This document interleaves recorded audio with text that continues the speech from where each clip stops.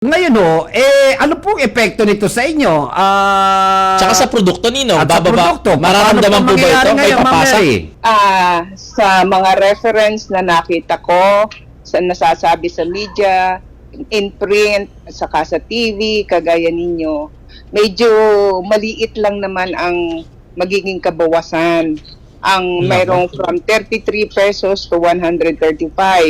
Yung mga maliliit na sasakyan, mga 35 pesos ang magiging savings, no?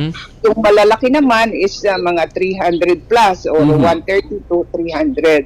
Ngayon, ang gusto naming maligawan sa Department of Agriculture, and in fact, gumawa nga kami ng sulat, nagre-request ng meeting para kung ano ba ang implementation nito. Baka kasi ang aming pinag-aalaala ay baka yung mga visible agricultural cargo lang ang kanilang gustong anuhin. Ano ba yon? Yung mga kargang gulay, kargang prutas na nakikita, yung kargang baboy na buhay. Baka doon pa mag-inspection yung mga yan, Mama Mary. Kargang itlog. Baka yan lang.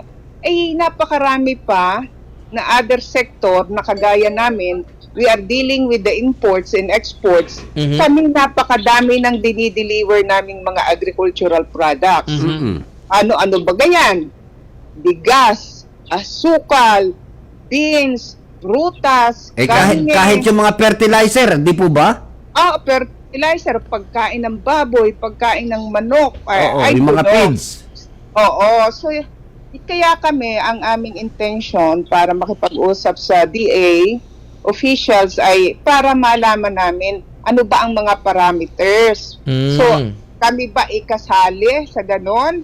At malaman natin kung paano ba ang mga intricacies nun. Paano nila madidetermine?